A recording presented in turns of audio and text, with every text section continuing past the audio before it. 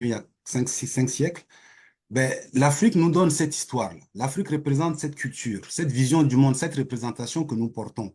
Si nous n'avons pas l'Afrique, eh bien, qui serons-nous? Nous serons une communauté, une diaspora sans représentation du monde, sans histoire, qui n'a rien à apporter au rendez-vous du donner et du recevoir auquel nous invite Senghor. Fait que l'Afrique nous donne cette pesanteur-là, cet ancrage qui nous permet de nous présenter à d'autres avec dignité. Et comme diaspora, nous devrons aussi assurer, comme dit M. Mbokolo, assurer la voix et la présence de l'Afrique dans le monde. Et le mois de l'Afrique sert à cela aussi. C'est pourquoi nous avons décidé que chaque année, au lieu de décider d'une thématique, nous allons relayer la thématique de l'Union africaine. Je sais avec vous que l'Union africaine n'est pas parfaite, elle est perfectible, mais elle est nécessaire. Et nous devrons œuvrer à la parfaire. Et donc, chaque année, nous allons répercuter ici la thématique retenue par l'Union africaine. La thématique cette année porte sur les réparations, une thématique très bien pertinente pour notre sort aujourd'hui. C'est la justice pour les Africains et les personnes afrodescendantes à travers les réparations. Donc l'Union africaine, à sa conférence annuelle des chefs d'État chaque juillet, décide déjà de la thématique de l'année prochaine. Donc en juillet prochain, ils vont décider de la thématique de 2026 que nous allons célébrer. L'année dernière, c'était l'éducation, cette année, c'est les réparations. Donc chaque année, nous allons concocter une programmation autour de cette thématique-là, qui nous permet aussi d'être en lien avec l'Afrique et d'autres continents. Nous sommes très heureux donc d'accueillir M. Ali Moussa, qui est en Europe, qui se donne le temps quand même d'intervenir. Donc, c'est ça la philosophie du mois de l'Afrique, qui est appelé à devenir un événement récurrent, aussi pédagogique pour la jeune génération qui est née ici, qui ne connaît pas l'Afrique, ou qui en entend très peu parler à l'école. Mais si on n'en parle pas à l'école, comme communauté noire ou africaine, nous avons l'obligation de trouver des manières alternatives pour en parler à nos jeunes, à travers des événements comme le mois de l'Afrique, etc. Ce matin, d'ailleurs, nous avions une belle activité au Grand Théâtre avec les jeunes de 6 à 10 ans où on leur parlait de l'Afrique à travers les contes. Et donc, parler de l'Afrique, on le disait tantôt en aparté avec les panélistes, c'est pas une question de choix, c'est une question de vie pour nous autres. Comme dit Kwame Nkrumah, tant que l'Afrique n'est pas debout, aucun noir dans le monde ne sera respecté. Donc, je pense que c'est une obligation, c'est une exigence politique et éthique pour tout Africain, là où il se trouve, de parler de l'Afrique. Donc, nous avons concocté une belle programmation cette année, environ 13 activités. Je remercie en passant à Madame Ndeye Marifal avec son organisme collectif pour la promotion du patrimoine immatériel en Afrique, qui a aidé à l'organisation de cette présente conférence et aussi à l'organisation du mois en général avec le Forum Jeunesse Afro-Québécois et puis la délégation pour la simulation de l'Union africaine à l'Université Laval. Donc, c'est des étudiants africains afro-descendants à l'Université Laval qui, avec ce petit groupe-là, nous avons organisé la programmation, mais il y a bien d'autres organismes que je ne peux pas citer qui ont proposé diverses activités qui vont justement de la conférence d'aujourd'hui qui parle de la thématique globale de la réparation au cas spécifique de Haïti qu'on abordera le 17 avec Georges Lucien. Nous allons parler de la présence africaine ici à Québec depuis 4 siècles avec Webster que vous connaissez bien, le 27. Deux projections de documentaire à laquelle je vous invite vivement. African Glory qui sera projeté le 25, justement le jour de l'Afrique, à 14 heures à l'Université Laval. Et puis le tout nouveau documentaire réalisé par Benita Jacques, une jeune réalisatrice de Montréal, qui porte sur l'Afrique berceau de l'humanité et des civilisations modernes. Ça va clore, cette projection va clore le mois de l'Afrique le 31 mai, le samedi, à l'ENAP, ici à 14 heures. On a d'autres activités avec les jeunes aussi. Comment vivre son africanité à Québec. Donc, c'est un dialogue entre les aînés et puis les jeunes. Comment se dire africain ici dans la ville de Québec. Alors, la programmation en ligne, je vous invite à la consulter et à y participer. La plupart des événements se déroulent en ligne parce que bon, on a eu 2 mois pour organiser ça cette fois-ci. Mais pour les années prochaines, on aura le temps de faire aussi des événements en présentiel. Donc, encore une fois, merci à tous les organismes qui se sont impliqués pour cette organisation. Merci aux panélistes, en particulier Christian, qui a toujours été là pour le COPAC depuis le début. Christian, qui est chargé de cours présentement à l'université, en philosophie à l'université de Rimouski, très impliqué à la ville de Québec, où il réside encore toujours, ancien président de l'ALI, Association des étudiants inscrits au deuxième cycle, et ancien président de la coop aussi, pas mal impliqué à Québec quand même. Et puis, il y a un livre qui s'en vient là sur le racisme. J'ai hâte de lire ça, je pense, Christian. Alors, je te laisse, Christian, présenter les autres panélistes et puis on a hâte de vous écouter sur ce magnifique thème. Merci, merci beaucoup, Mbaye, pour ce mot d'introduction. Merci à toi également pour tout ce que tu fais pour la communauté depuis tant d'années. Bah, je suis très honoré d'avoir été invité à agir comme modérateur de cette causerie, ou peut-être, comme je l'ai dit aux panélistes, comme facilitateur. C'est ainsi que je me vois durant l'heure qui nous rassemblera. Donc, avant de présenter nos invités, permettez-moi de rappeler brièvement les objectifs qui nous rassemblent aujourd'hui. D'abord, mettre en lumière les impacts multiformes, encore bien vivants de la colonisation, de la traite négrière et de l'esclavage sur les Africains, Africaines et les personnes afrodescendantes à travers le monde. Ensuite, retracer l'historique des luttes menées pour obtenir des réparations. Troisièmement, esquisser les formes de réparation pertinentes à réclamer, que ce soit par les États africains, caribéens ou les communautés noires en Occident et ailleurs. Et enfin, ouvrir la réflexion sur les demandes de réparation adressées au monde arabe dans le cadre de l'esclavage oriental qui est souvent occulté dans les débats dominants. Donc, pour nous accompagner dans cette réflexion à la fois militante et éducative, nous avons le grand privilège d'accueillir deux intervenants de renom. Euh, Dr Ali Moussa, qui est chercheur et écrivain djiboutien. Il a été journaliste, rédacteur en chef d'un journal hebdomadaire et directeur de la presse et de l'audiovisuel à Djibouti avant de rejoindre l'UNESCO en 1996. Il a été coordonnateur du programme Culture de la paix de l'UNESCO dans la Corne de l'Afrique, basé à Addis Abeba de 1997 à 2000. Il a ensuite assuré le suivi de la conférence mondiale de Durban contre le racisme en 2001 en Afrique du Sud et de 2002 à 2004. Il a activement contribué à l'élaboration de la stratégie de lutte contre le racisme et la discrimination raciale de l'UNESCO adoptée en 2003. Enfin, de 2004 à 2019, Dr Moussa a été à la tête du département Histoire et mémoire pour le dialogue et a dirigé trois programmes phares de l'UNESCO portant sur l'histoire, la mémoire et les héritages partagés. Les histoires générales et régionales, la route de l'esclave et les routes de la soie. Il a notamment coordonné le développement des contenus pédagogiques sur la base de l'histoire générale de l'Afrique et la rédaction des trois derniers volumes de cette prestigieuse collection pour la mettre à jour et analyser les nouveaux défis de l'Afrique et de ses diasporas. Il est le fondateur et actuel président du think tank Afro-Pestive, une initiative pour l'Afrique globale. Merci au docteur Moussa. Monsieur Lucien Georges, docteur Lucien Georges, est professeur à l'Université d'État d'Haïti et à l'Université Kiskeya. Il est titulaire d'une habilitation à diriger de la recherche en géographie de l'Université de Paris 8 et il a fait également une thèse en histoire urbaine à l'Université de Toulouse-Le Mirail et un postdoc en études urbaines à l'Université du Québec à Montréal. Il dirige actuellement le laboratoire dynamique des mondes américains, est responsable du master de géographie, École normale supérieure Paris, et co-dirige également le département d'histoire à l'Université d'État d'Haïti. Il est l'auteur de plusieurs ouvrages, il suffit de googliser. Il a publié en 2018 Le Nord est d'Haïti, la perle d'un monde fini entre illusion et réalité. Et en 2003, le lieu à l'épreuve de la complexité, appropriation et usage chez Joseph Anténor Fima.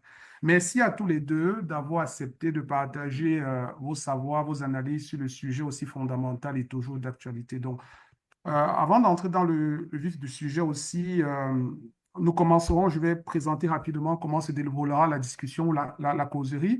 Nous commencerons avec le docteur Moussa Ali, moi le droit d'aînesse, suivi du docteur Georges Lucien. Chacun disposera à peu près de 15 minutes pour sa présentation ou son propos liminaire. Ensuite, j'ouvrirai une période de questions pour environ 15 minutes afin d'engager le dialogue entre les deux invités. Et enfin, nous ouvrirons la parole à vous, membres du public, pour vos questions et commentaires. Un mot important avant de commencer. Nous abordons aujourd'hui des sujets sensibles, chargés d'histoire et d'émotions. Si à un moment ou à un autre, vous ressentez un inconfort, je parle du public, ou une détresse, n'hésitez pas à nous écrire en privé. Nous ferons notre mieux pour vous orienter vers des ressources d'accompagnement adéquates. Comme le dit la sagesse d'Ubuntu, je suis parce que nous sommes. Donc, cette causerie se veut informative, mais toujours empreinte de soins et d'attention. La deuxième chose, c'est, je tiens à souligner que plusieurs d'entre nous réunis aujourd'hui depuis Montréal, Québec ou ailleurs, nous sommes sur des territoires autochtones non cédés. Donc, il est essentiel de le reconnaître, d'autant plus que les violences coloniales que nous évoquerons touchent aussi et profondément les peuples autochtones qui nous accueillent aujourd'hui. Donc, je voudrais porter ça à votre attention avant de passer la parole immédiatement au docteur Ali Moussa. Merci.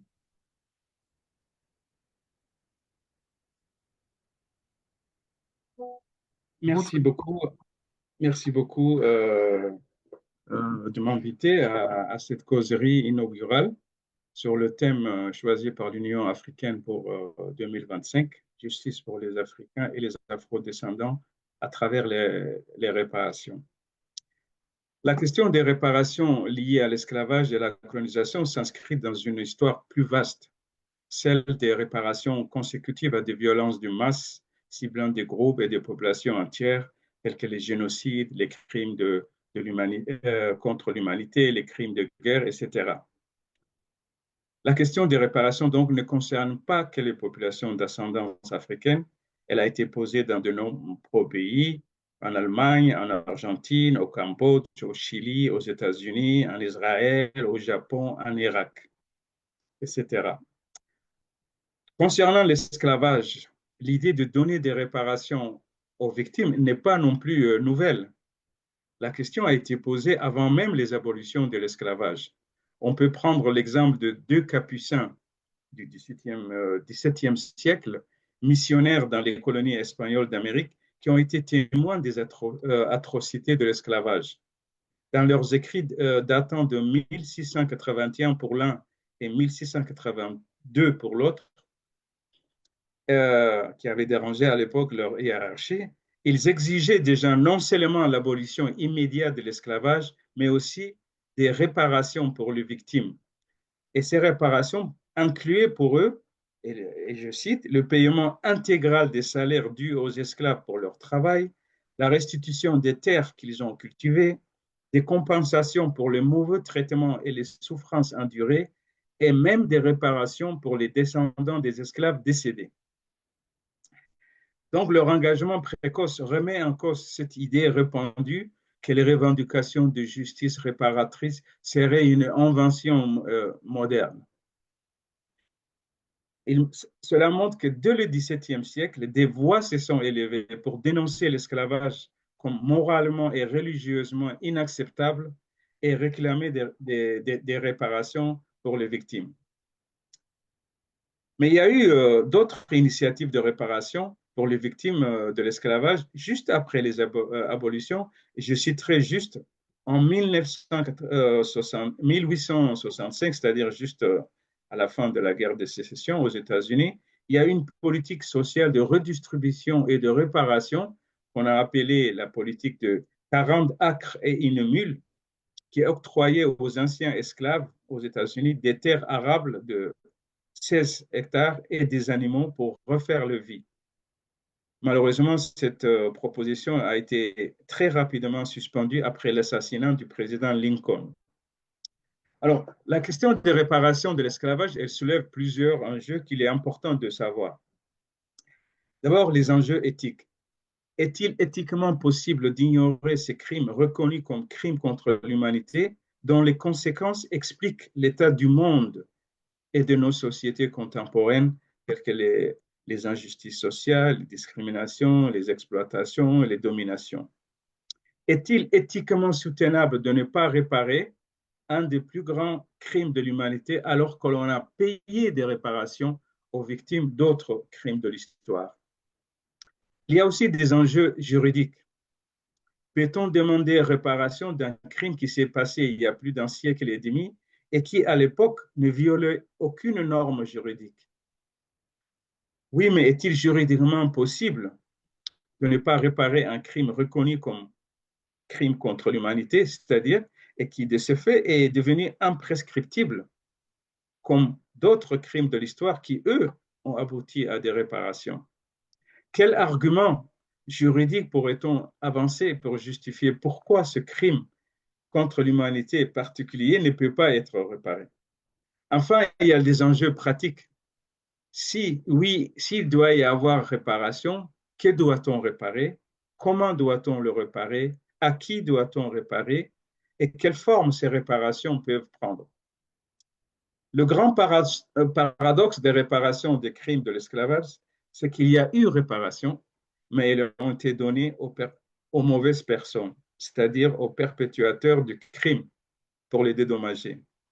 On connaît le cas de Haïti et les 150 millions de francs lourds qui a été déboursé par Haïti pour compenser les propriétaires d'esclaves. Pour conserver sa liberté, Haïti a dû payer à la France de 1825 en 1946 un tribut dont le montant est aujourd'hui estimé à plus de 25 milliards de dollars, que les Haïtiens n'ont jamais cessé de demander la restitution. Le gouvernement britannique a, lui, versé 20 millions de livres sterling en 1833, soit 40% de son budget national de l'époque, pour réparer les esclavagistes, dont beaucoup étaient des membres du Parlement et du gouvernement britannique qui ont fixé les montants à payer. Et en valeur actuelle, cela équivaut à entre 17 à 20 milliards de livres sterling selon les méthodes de calcul. Les citoyens britanniques ont continué à rembourser cet emprunt jusqu'en 2015. Donc, pour des pays qui ont pris l'habitude de faire la leçon aux autres sur les droits humains, ces faits historiques ont de quoi nous faire réfléchir sur le fondement même du droit international, de la justice et de la démocratie. Car si même les esclavagistes qui ont perdu leur source de leur profit ont eu droit à des compensations, pourquoi les victimes et leurs descendants qui ont perdu leur liberté, leur humanité, leur santé ne peuvent pas être compensés pour les dégâts causés par ce système inhumain? Mais il est important ici de rappeler le principe même des réparations. Elles ne visent pas à racheter le pardon ou à guérir les peines et les traumatismes subis. Les réparations visent à reconnaître les injustices historiques de l'histoire de l'esclavage et surtout à corriger les conséquences persistantes, notamment les inégalités systémiques héritées de cette histoire, telles que la marginalisation économique et les disparités d'accès à l'éducation, à la santé. Donc, les réparations couvrent plusieurs dimensions. Il y a les réparations d'ordre symbolique et historique, c'est-à-dire comment faire des musées, des mémorials, des livres d'histoire qui parlent de ces faits. Mais il y a aussi des réparations d'ordre psychologique. Les réparations aussi sont d'ordre éducatif, socio-culturel. Et enfin, les réparations sont aussi d'ordre économique et financier. Donc, la question des réparations pour les crimes de l'esclavage et de la colonisation est plus que jamais à l'ordre du jour et suscite aujourd'hui un débat mondial mêlant enjeux historiques, moraux, politiques et économiques. Plusieurs facteurs expliquent cela. Bien sûr, le travail de longue haleine accompli par les chercheurs et les activistes pour briser le silence sur la tragédie de l'esclavage. Il y a aussi la prise de conscience des inégalités héritées du passé dans les sociétés post-esclavagistes. Il y a aussi la médiatisation des réparations qui ont été payées pour des crimes de l'histoire comme l'Holocauste des Juifs, les exterminations des peuples autochtones. Et enfin, il y a la mobilisation des associations de la société civile et parfois des gouvernements autour de cette question pour revendiquer le droit aux réparations. La date importante à retenir dans cette évolution, c'est 2001, qui marque la reconnaissance de la traite transatlantique et de l'esclavage comme crime contre l'humanité lors de la conférence mondiale contre le racisme à Durban en septembre 2001. Depuis cette date, les initiatives se sont multipliées pour exiger des réparations, malgré le refus, la réticence et les tactiques des pays concernés pour ne pas ouvrir ce dossier. Parmi ces initiatives, on peut citer par exemple la création de nombreuses organisations dédiées à la cause des réparations, le lancement de la décennie internationale des personnes d'ascendance africaine 2015-2024, la reconnaissance croissante des gouvernements, des institutions religieuses, des universités, des compagnies, la reconnaissance de leur implication dans l'esclavage et des profits tirés de ce système. Et enfin, il y a eu la création des commissions sur la vérité historique sur les réparations dans des pays comme des Caraïbes et de l'Amérique latine, comme le Venezuela, la Colombie. La question des réparations pour l'esclavage et la colonisation a été abordée dans les années 1990 par l'Organisation de l'Unité africaine, qui est prédécesseur de l'Union africaine, puisque nous fêtons, aujourd'hui nous célébrons ce mois dédié à l'Union africaine. En 1991, l'OUA a adopté la résolution 1339 établissant un groupe d'éminentes personnalités pour examiner l'exploitation de l'Afrique et proposer des stratégies de dédommagement. En 1992, Moshood Abiola, un riche homme d'affaires du Nigeria, a été nommé président du comité des réparations mis en place par l'OUA. Cette initiative a conduit à la conférence panafricaine sur le dédommagement tenue à Abuja en 1993, qui a appelé à la reconnaissance d'une dette morale envers le peuple africain et des compensations sous forme de transfert de capitaux et d'annulation de dettes. Abiola jouera un rôle déterminant dans l'avancée de cette question en Afrique et dans le monde. Il sera élu président au Nigeria en 1994, mais il sera très vite renversé par une junte militaire et mis en prison où il va mourir empoisonné en 1998, probablement à cause de ses prises de positions sur la question des réparations. Après sa mort, la question des réparations sera enterrée par l'Union africaine. Ce n'est qu'au 38e sommet de l'Union africaine, c'est-à-dire en février dernier 2025 à Addis Ababa, que les chefs d'État et de gouvernement adoptent une résolution historique qualifiant l'esclavage, la déportation et la colonisation comme des crimes contre l'humanité. Et ils ont décidé aussi d'élaborer une vision commune sur les réparations, incluant l'indemnisation financière, la restitution des terres et des biens culturels, la reconnaissance formelle des torts passés et des réformes politiques pour remédier aux injustices historiques. Le sommet a également choisi comme thème, donc comme je le disais, pour l'année 2025, le thème de la justice pour les Africains et les personnes d'ascendance africaine à travers les réparations. En outre, l'Union africaine a établi une alliance stratégique avec la communauté des pays des Caraïbes, qu'on appelle le CARICOM, pour intensifier la pression sur les anciennes puissances coloniales. Ce partenariat vise notamment à coordonner les efforts diplomatiques et juridiques pour obtenir des réparations, y compris des actions en justice devant des tribunaux internationaux. Ces développements illustrent un renouvellement de l'engagement de l'Union africaine pour la justice réparatrice pour les crimes de l'esclavage et de la colonisation. Je trouve qu'il est intéressant ici de rappeler un peu l'action du CARICOM, la communauté des États des Caraïbes, qui ont adopté en 2014 un plan d'action sur les réparations. C'est un plan qui est structuré autour de 10 points qui, je pense, méritent d'être connus et je voudrais juste les énumérer brièvement. Premier point, c'est l'excuse complète et officielle. Les États européens doivent présenter des excuses formelles allant au-delà des simples déclarations de regret pour reconnaître leurs responsabilités dans les crimes commis. Point 2, c'est lancer des programmes de développement pour les peuples autochtones, mise en place d'initiatives visant à réhabiliter les communautés autochtones décimées par la colonisation, notamment par des programmes éducatifs et culturels. Troisième point, c'est le financement du rapatriement vers l'Afrique des descendants d'Africains qui ont été réduits en esclavage pour qu'ils puissent retourner en Afrique avec un soutien financier et logistique adéquat. Quatrième point, c'est la création d'institutions culturelles et de restitution du patrimoine, par exemple l'établissement de musées et des centres de recherche pour préserver et promouvoir l'histoire et la culture des peuples affectés. Cinquième point, c'est l'assistance en matière de santé publique. Il faudrait des investissements dans le système de santé pour traiter les maladies chroniques résultant des conditions de vie qui ont été imposées aux personnes mises en esclavage. Sixième point, c'est des programmes éducatifs pour justement éradiquer l'analphabétisme et améliorer l'accès à l'éducation, en particulier des communautés historiquement marginalisées.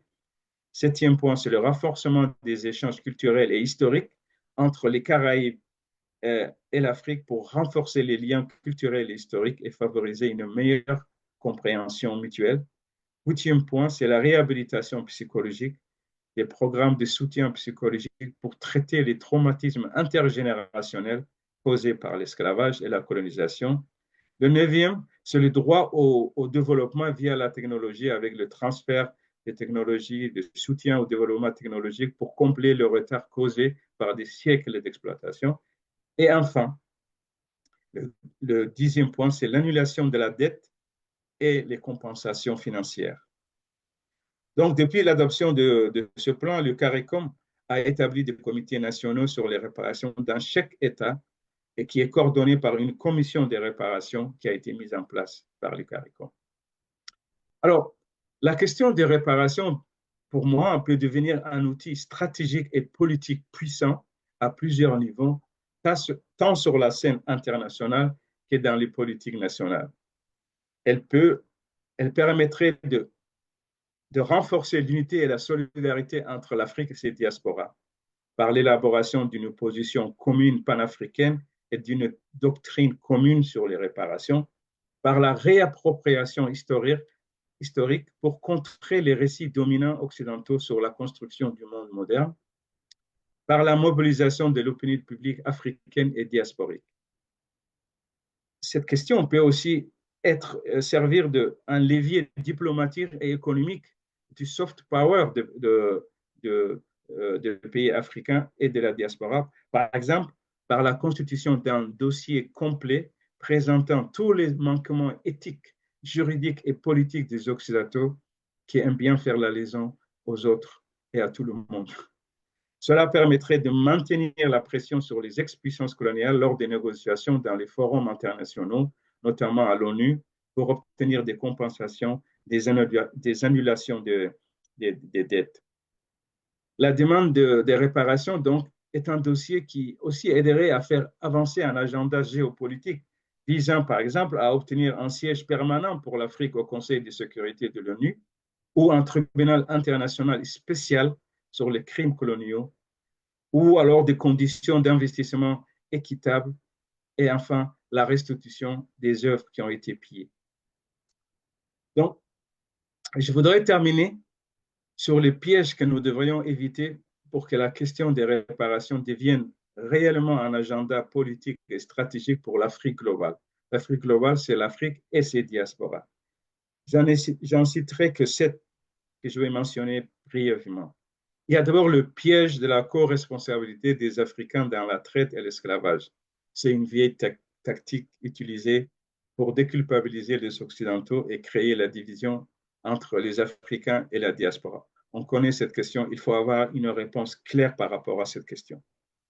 Deuxième piège, c'est celui de réduire les réparations à des revendications seulement financières. Je viens de le dire, c'est beaucoup plus vaste. Les revendications financières, elles sont là, mais elles ne font qu'une partie, un aspect de la question des réparations. Il y a aussi le piège de confondre les principes de la réparation et les modalités pratiques de leur paiement. Souvent, les discussions, il y a une confusion dans les discussions sur les modalités pratiques et les principes. Je crois qu'une fois que le principe est acquis, les modalités pratiques peuvent être très facilement discutées et on trouverait une solution. Ce n'est pas ça qui constitue un obstacle pour les réparations. Quatrième piège, pour moi, c'est le piège de l'individualisation des réparations. Il faut surtout écarter l'idée que des réparations puissent être données à des individus. Ce serait justement un piège parce que, ça va créer de la confusion et de la compétition inutilement. Et d'abord, les dommages qui ont été causés, ce sont des dommages à des communautés, à des collectivités. Et c'est ces collectivités et ces communautés qui doivent être réparées, où l'individu n'est qu'un aspect de cette communauté. Le cinquième piège, pour moi, c'est le piège de la concurrence entre les États et la société civile. Bon, il y a un débat, les États veulent euh, revendiquer les réparations, les associations de la société civile aussi. Je pense qu'il faut avoir une coopération entre les États, les gouvernements et les associations de la société civile pour avoir une stratégie pour justement travailler ensemble pour rendre ces réparations possibles. Le sixième piège pour moi est celui de la politisation et de l'instrumentalisation de la question des réparations. Ça, c'est vraiment, c'est ce qu'il faut éviter. Cette question doit être au-delà des, des combats politiques et politiciens en Afrique, que ce soit en Afrique ou dans la diaspora. On ne doit pas instrumentaliser cette question-là. C'est une question cruciale qui dépasse toutes les positions politiques et politiciennes. Et enfin, je pense qu'il faut surtout éviter le piège de la délégitimisation des réparations par un soi-disant sentiment de victimisation. Non, on n'est pas dans la victimisation. On nous demande qu'un droit qui a déjà été accordé à d'autres peuples, le droit des réparations à un crime contre l'humanité qui est de fait imprescriptible. Voilà ce que je voudrais partager avec vous et on pourra après discuter de toutes ces questions que j'ai soulevées. Je vous remercie de votre attention. Bien, merci bien, docteur Moussa Ali. Merci pour ce propos introductif qui était dense et riche. Je pense que ça va susciter énormément de questions. Je vois déjà une question qui apparaît sur le fil Facebook. Nous y reviendrons. Euh, je passerai directement la parole au docteur Georges Lucien pour son propos. Bon, lui, libre à lui, hein, ça sera probablement une réaction soit au propos du docteur Ali Moussa, mais aussi une focale mise sur le cas d'Haïti. Docteur Lucien Georges.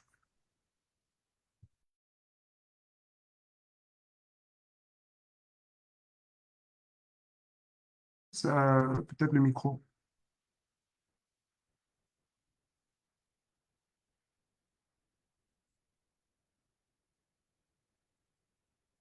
Docteur, Oui, OK. OK, Oui. allez-y. Donc, je voudrais remercier d'abord mon collègue Moussa Ali qui a fait une présentation vraiment enrichissante. Et puis également, je voudrais remercier les, les responsables de m'avoir invité au forum du FJAQ. Donc, moi, je ne serai pas trop long parce que j'aurai à faire une présentation le 17 mai. Mais peut-être ma présentation pourrait enrichir le débat en convoquant le cas d'Haïti et peut-être ça me permettrait de camper le décor pour la conférence du 17 mai. Donc, mon propos se structure, mais qui est un peu conditionné par la présentation de Moussa Ali. Donc, se structure peut-être, je dirais, en deux moments. Dans ce premier moment, Monsieur, docteur Georges, est-ce que vous pouvez, je ne sais pas si libre à vous, mais est-ce que vous pouvez ouvrir votre caméra? voilà. Oh, d'accord, je pense. Est-ce que ça va? Ça marche, c'est bon, merci. OK, vous m'avez écouté? Oui, oui. Bon, je disais, je ne sais pas, oui, je ne serai pas trop long parce que j'aurai à faire une conférence le 17 mai. Mais peut-être ma présentation peut nourrir le débat aujourd'hui en convoquant, je dirais, le cas d'Haïti. Et peut-être ça me permettrait de camper le décor pour la conférence de 17 mai. Donc, mon propos de cet après-midi, qui est conditionné par la présentation de Moussa Ali, et qui est très, très riche, va se structurer en trois moments. Dans ce premier moment, je vais parler du contexte de la réparation. Et puis, je vais après mettre l'emphase sur, je dirais, Haïti. Et en troisième lieu, je pourrais parler des enjeux. Donc, cette question apparemment actualitaire a été posée bien avant, pendant la période coloniale et même après, et après. Et donc, on a cité quelques cas. Je peux citer quelques cas. Par exemple, l'abolition de l'esclavage en 1833 au Royaume-Uni, le gouvernement a indemnisé les propriétaires d'esclaves pour la perte de leur propriété humaine, mais les esclaves eux-mêmes n'ont pas reçu aucune compensation. Il y a le cas d'Haïti, donc on a indemnisé les propriétaires. Donc, ce qu'on pourrait voir que ce type de réparation, il y a un parti pris, c'était un type de réparation et maintenant qui est très critiqué, car ce type de réparation ne reconnaît pas les souffrances, les injustices subies par les esclaves. Donc, heureusement, aujourd'hui, les discussions sur les réparations se concentrent, je dirais, davantage sur la justice sociale et la reconnaissance des torts historiques envers, je dirais, les descendants des esclaves. Et il y a, et je dirais, on pourrait convoquer un mouvement qui est beaucoup plus proche, le mouvement pour les droits civils aux États-Unis, qui est, je dirais, une réponse à des pratiques telles les discriminations, les injustices subies par les Afro-Américains. Il faut dire que ce mouvement désigne les diverses luttes et manifestations menées au cours de la période entre 1954 et 1968 par des citoyens afro-américains, également parfois par des citoyens blancs américains abolitionnistes, pour que les Afro-Américains puissent bénéficier, comme tout autre Américain, des droits civiques inscrits et garantis, je dirais, par la Déclaration d'indépendance et la Constitution des États-Unis, sans limitation, je dirais, juridique ou restriction juridique que ce soit. Ce mouvement a également inclus des revendications pour des réparations. Mais on peut dire aussi, c'est le temps des décisions institutionnelles qui a été souligné par mon collègue Moussa, parce que des décisions institutionnelles, on peut citer, en mai 2001, le Parlement français reconnaît la traite négrière comme crime contre l'humanité. Puis après, on pourrait convoquer cette décision, la décennie internationale des personnes d'ascendance africaine, et proclamée par l'Assemblée générale des Nations unies pour la période 2015-2024. Et son thème est très intéressant, c'est reconnaissance, justice et développement. Cette initiative visait à promouvoir et protéger les droits des personnes d'ascendance africaine tout en reconnaissant leur contribution à l'enrichissement des cultures à travers le monde. Par exemple, actuellement, à Haïti, il y a une organisation afro-descendante et qui participe à la mobilisation pour la restitution de la dette. Donc, c'est une organisation à la fois qui pose la question de réparation et plus spécifiquement pose la question, je dirais, de restitution de la dette. C'est aussi le temps des conférences, des causeries, des colloques, des émissions de radio, de télé sur la question. Donc ça participe effectivement à la mobilisation. Il y a pas mal de conférences, de causeries, de colloques, des émissions de radio. Donc on peut se rappeler la conférence mondiale de Durban. Donc je pense que c'est une congruence de contexte, je dirais, qui explique le débat autour, bien les luttes pour la réparation. C'est aussi le temps de la coordination qui a été souligné par mon collègue Moussa. Et donc, on se met ensemble, l'Union africaine, et on pourrait parler également du CARICOM, qui a mis en place une commission des réparations pour coordonner les efforts des États membres et faire pression sur les anciens pays colonisateurs, notamment Royaume-Uni, la France, Pays-Bas, afin que ces pays reconnaissent leurs responsabilités et fournissent des compensations financières et autres formes de soutien. Donc, il faut dire que les objectifs de CARICOM se déclinent, je dirais, globalement en 3 éléments qui sont importants: reconnaissance historique, compensation financière et programme de développement. On pourrait revenir sur ces questions lors des débats. Il y a un autre contexte qui me paraît très déterminant. On est au temps du paradigme humanitaire. Et ça, c'est important parce que cela s'accompagne d'un lexique, je dirais, qui s'apparente à un discours misérabiliste et généreux, notamment le don, la générosité, réparation morale. Dans ce paradigme, la reconnaissance prime sur l'obligation de réparation, je dirais, de restitution, et la morale, tout aussi bien la dignité, prime sur la vie concrète. Donc, sur les conditions infrahumaines des esclaves, des captifs africains ou de leurs descendants. Donc, je pense que la déclaration du président français le 17 avril 2025 en offre une illustration. Pas un mot sur la réparation, pas un mot sur la restitution, et on peut retenir, je dirais, en filigrane de son texte, il s'est passé quelque chose entre la France et Haïti. Et puis, il a proposé une commission. Et la question, c'est quoi ce quelque chose? Du 125, je pense qu'il voulait parler du 125. Du 125, à peine, je dirais, et 21 années après la révolution du 104 contre l'esclavage, Haïti se voit imposer par la France une rançon, je dirais, inédite dans l'histoire moderne. 150 millions de francs, or, soit l'équivalent de plusieurs dizaines de milliards de dollars aujourd'hui. On sait que le gouvernement d'Aristide en 2003 donc, avait chiffré ça autour de 21 milliards. Il y a le New York Times qui parle de près de 115 milliards. Il y a un autre chercheur qui parle de 200 milliards.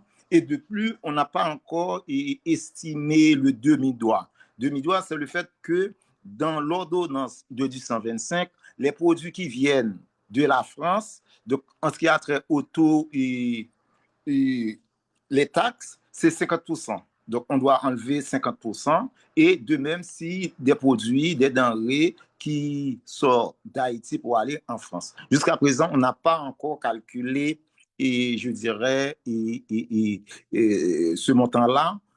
Donc là, et je pense qu'on pourrait revenir sur cette question. Donc, mais il faut dire que du 125, c'est une remise en question du 104. Donc, c'est pour cette raison que notre approche jusqu'à présent sur la restitution d'Haïti, ce n'est pas une approche exclusivement comptable. Parce que nous pensons que c'est une remise en question d'un ensemble de valeurs. Parce que du 104, je dirais, a introduit l'hospitalité. Donc, je pourrais mettre ajouter une épithète, l'hospitalité décoloniale. Parce que à partir de 104, Haïti devient un pays hospitalier qui reçoit les esclaves, qui reçoit, je dirais, les aliénés au cours de la période, tous ceux qui se sentent inconfortables et qui vivent dans des conditions infrahumaines. Et Haïti était un pays d'accueil. Et en même temps que Haïti a, je dirais, introduit l'intégration inclusive.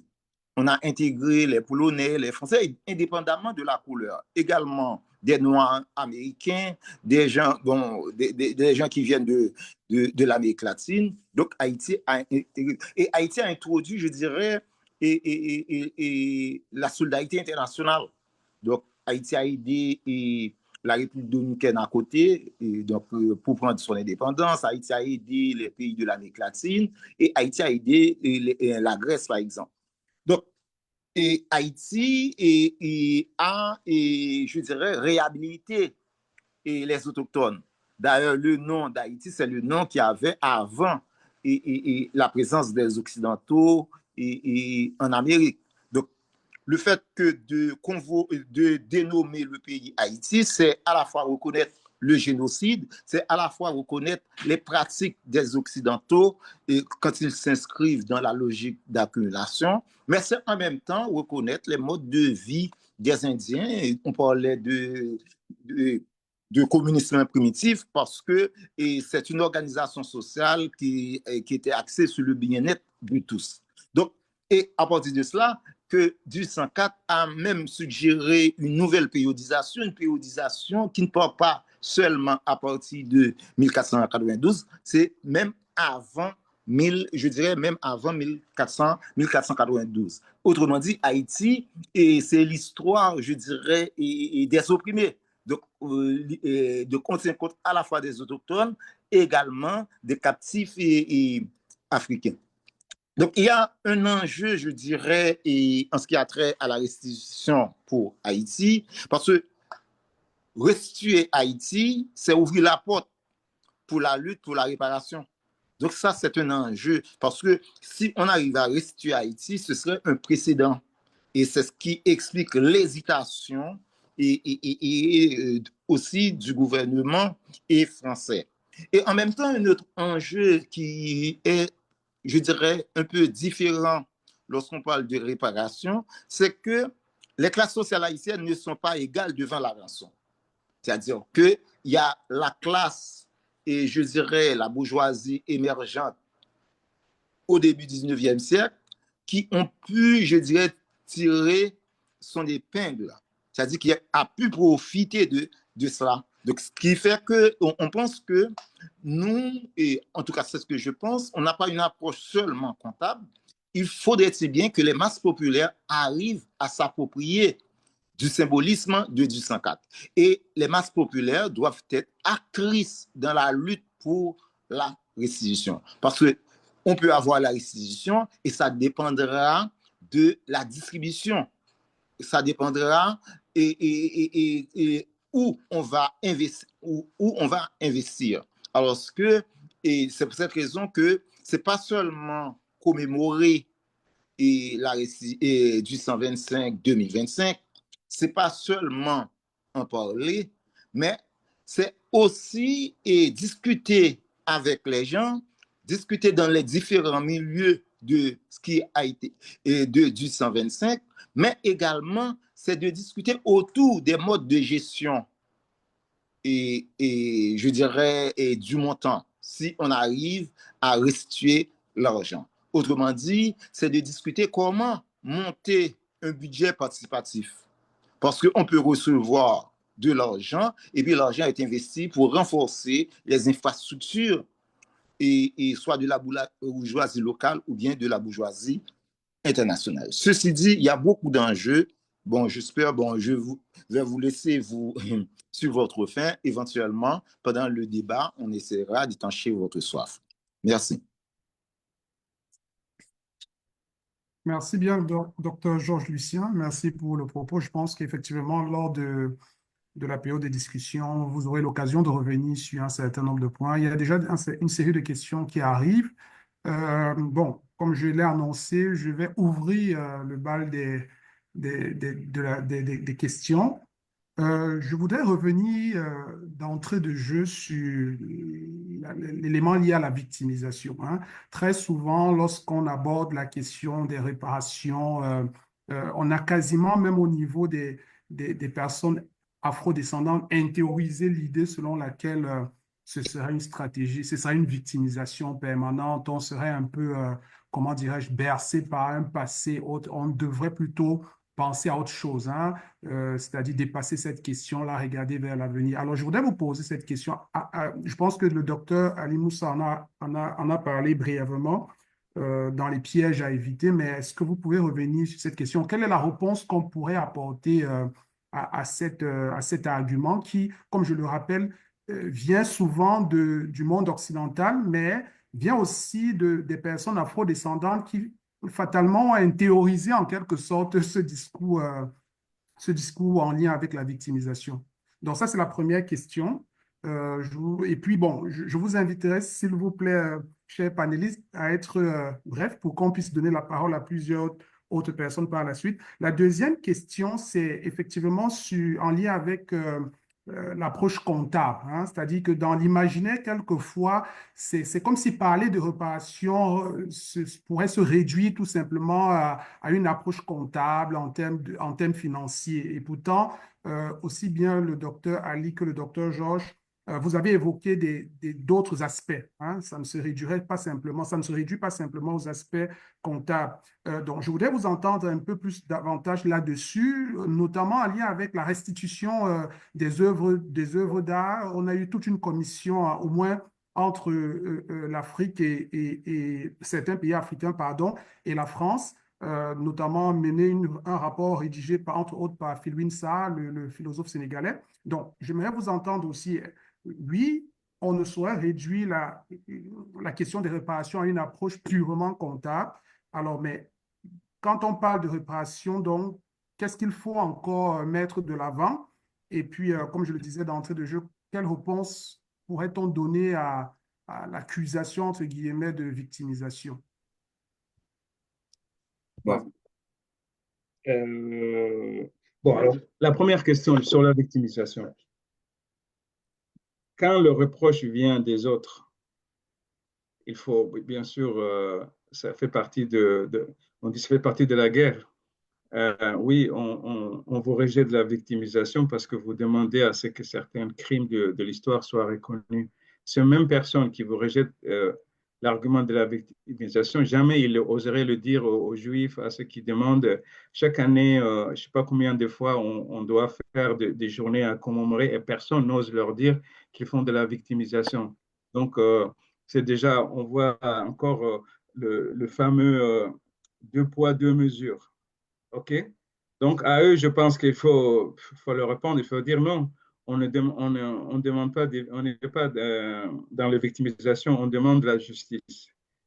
Maintenant, pour répondre aux afro-descendants qui eux-mêmes ont intégré cette idée-là et qui ont presque honte de rappeler ça, c'est là où il faut avoir une réponse, je pense, cohérente. Et cette réponse, leur dire, oui, si on se lamente et qu'on ne propose pas, on est dans la victimisation. Donc, il faut que non seulement on structure notre discours pour demander, faire des recherches, dire ce qui s'est réellement passé et proposer des actions concrètes justement pour réparer les crimes de l'histoire.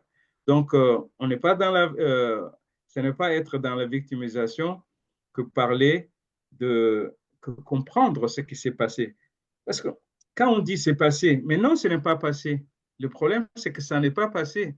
Si c'était quelque chose qui s'est passé, personne n'en parlerait. C'est qu'aujourd'hui, on subit le monde tel qu'il est, les sociétés telles qu'elles sont organisées, sont encore organisées sur le même modèle de l'extraction, sur le même modèle de la domination.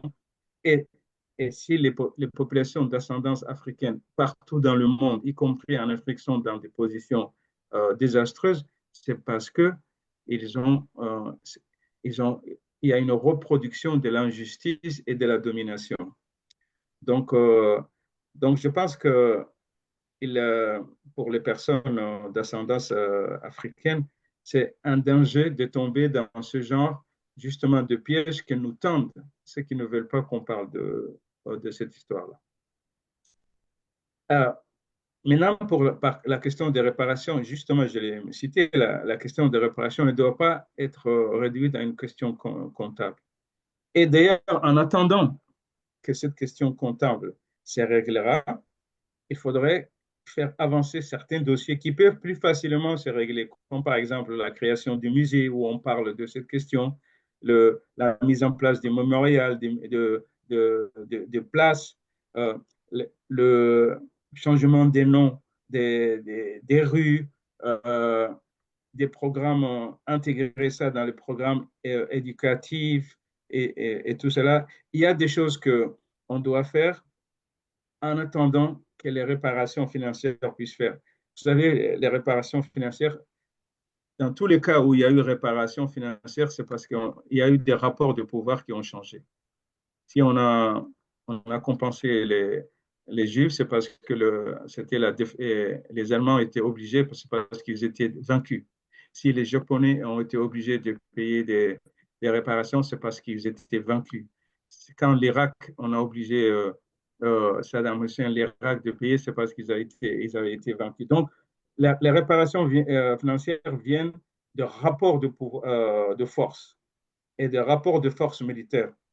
Donc, tant qu'on n'est pas en position de force, les autres, ils refuseront.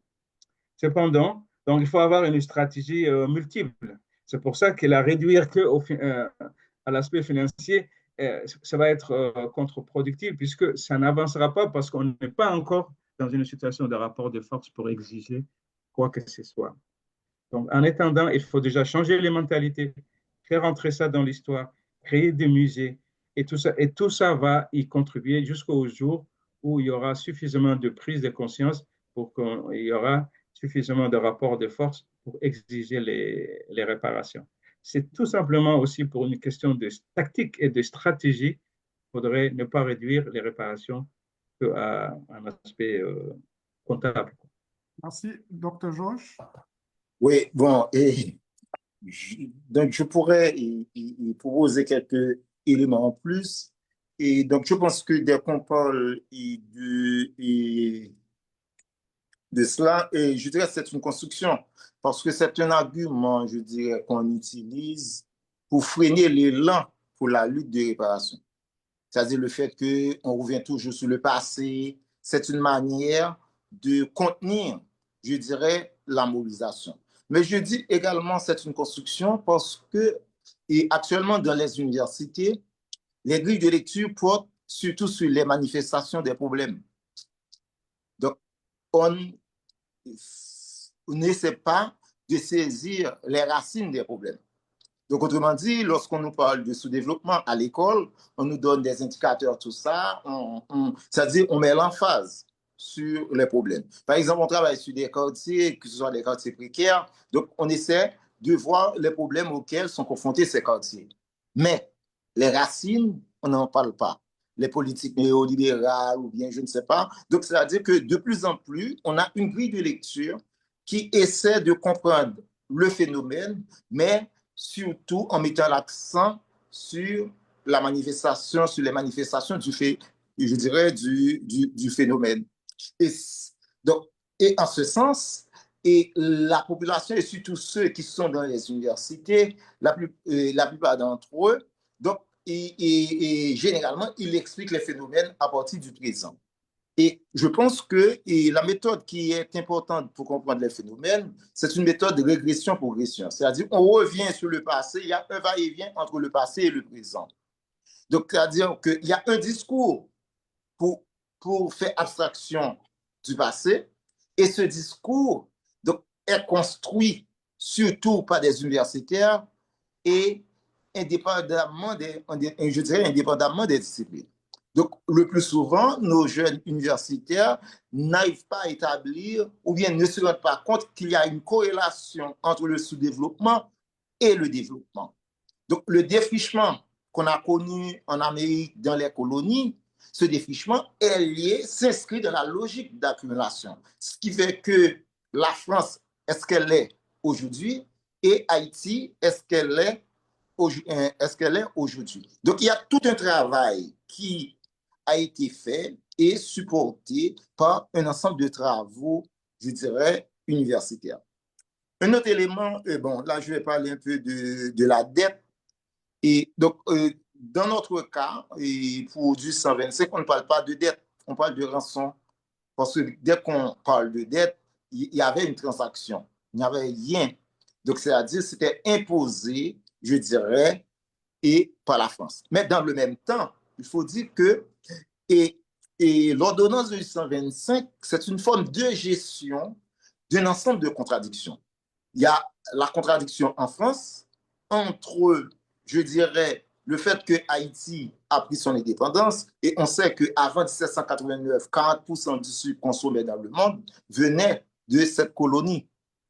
Or, en France, on passe du mercantilisme au capitalisme industriel. C'est-à-dire qu'on arrive à produire beaucoup. Donc, je dirais que l'indépendance d'Haïti était un frein pour l'écoulement des produits manufacturés français, parce qu'on était dans le contexte du capital industriel et du capitalisme industriel. Mais donc, l'ordonnance de 1825, c'est une tentative de résoudre cette difficulté pour je dirais, les commerçants, les industriels français. Mais à l'intérieur, il y a une autre contradiction, parce que ceux qui ont profité, je dirais, les anciens libres, les fils des colons, qui ont pu profiter d'autres nouveaux libres, les anciens libres et nouveaux libres, les cadres, je veux parler des cadres, qui ont profité de la Révolution, qui ont beaucoup d'hectares de terre, ils ont un problème.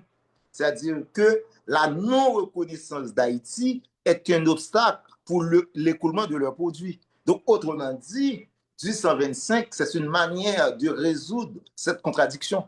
Donc, me semble-t-il qu'il y a une classe sociale qui a pu profiter, et ça pose problème lorsqu'on pose la question de restitution. On a comme l'impression, lorsqu'on parle de restitution, c'est entre des États. Pas forcément. Il y a une classe sociale qui a pu profiter. Ce qui fait que la littérature C'est-à-dire qu'il y a un poète haïtien qui dit, mais c'est en créole, donc je vais donner donc, et c'est une affirmation en créole. Le dit en créole et puis en français. Oui, oui, en français après. Non pas sous même beat, non pas qu'à ouais, la pleine même gens. Donc, c'est comme lorsqu'on parle de beat, c'est un relief, c'est comme un mot.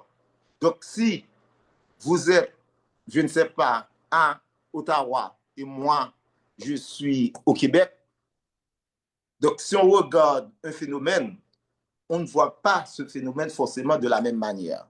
Ça dépendra de notre origine sociale, ça dépendra de nos pratiques, je dirais, sociales. Ce qui fait que la question de restitution en Haïti, il y a d'autres enjeux, beaucoup plus que l'enjeu entre la France et Haïti. Il y a l'enjeu des classes sociales. Et la littérature qu'on a jusqu'ici, la littérature dominante, c'est une littérature qui essaie de contenir, de faire abstraction de cette classe qui a pu profiter, qui a pu accumuler et qui maintenant contrôle toute l'économie du pays et qui, généralement, a un statut de subordonné par rapport à la métropole française.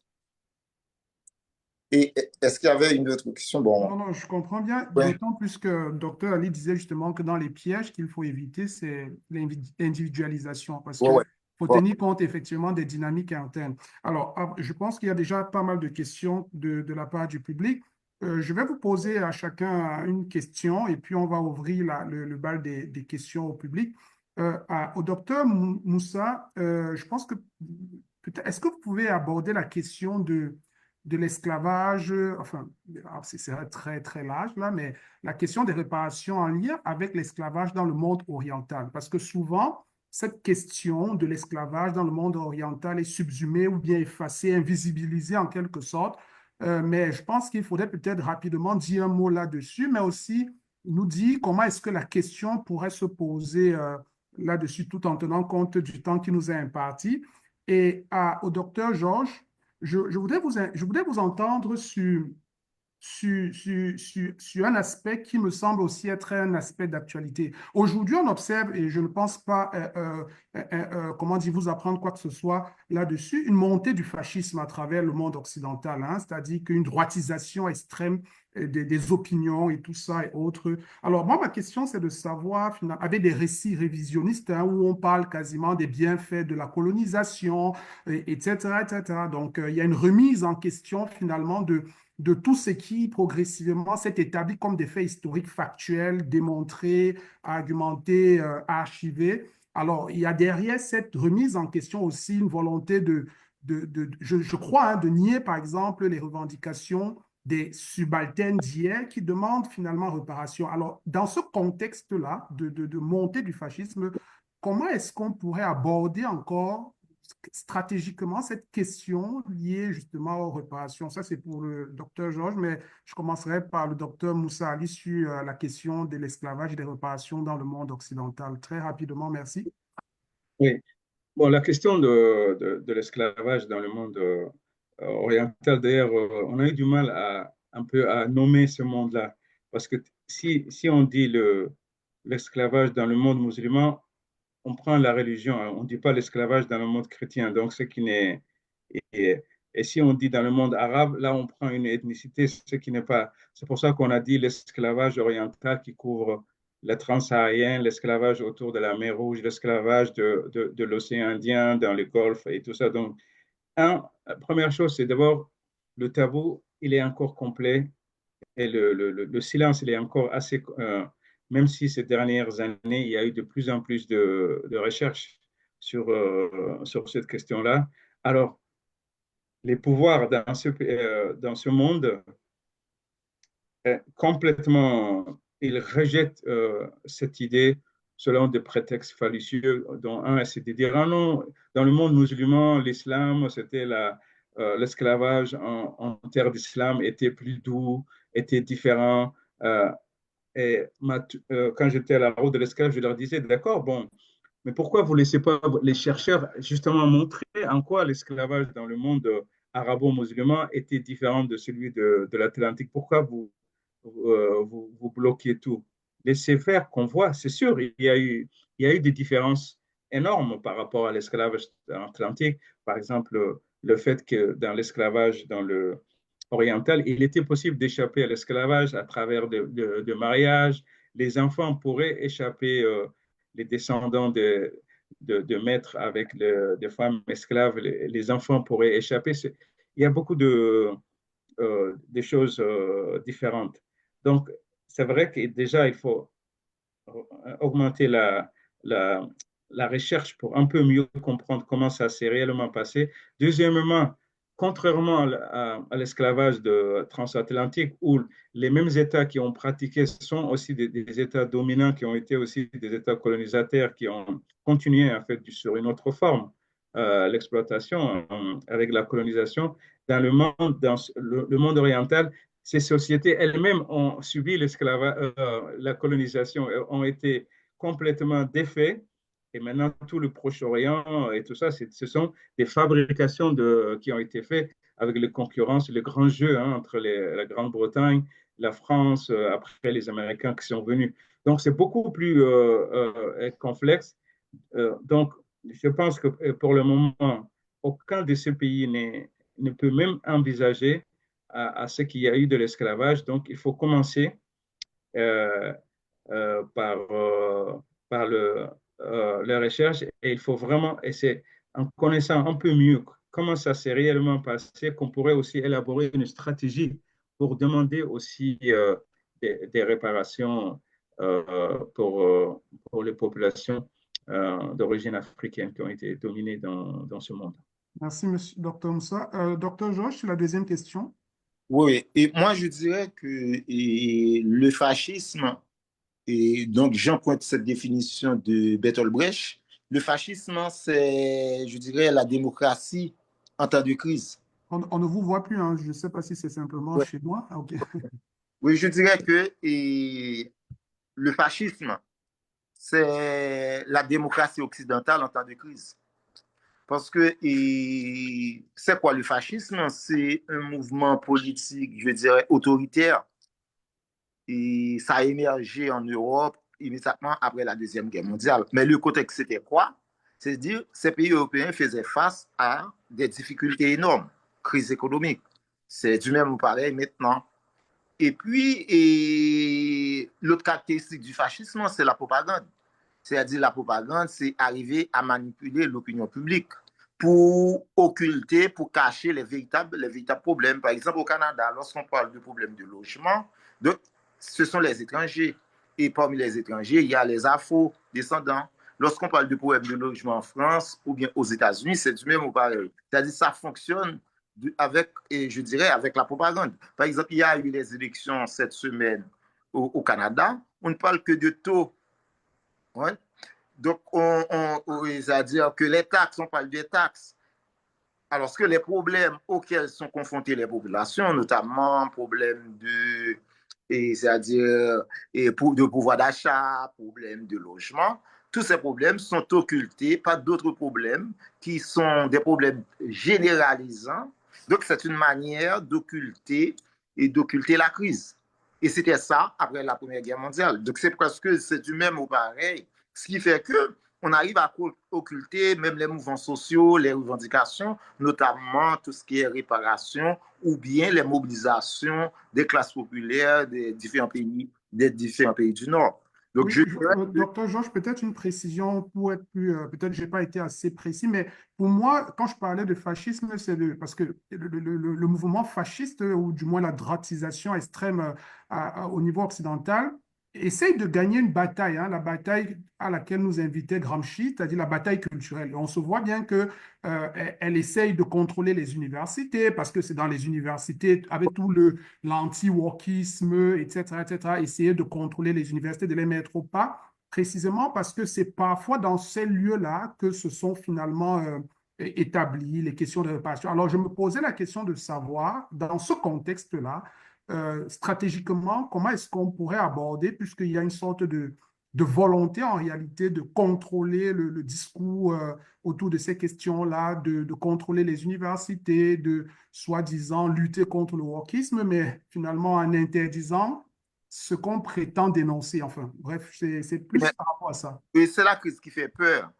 C'est-à-dire qu'il faut réduire les espaces critiques, les espaces rebelles.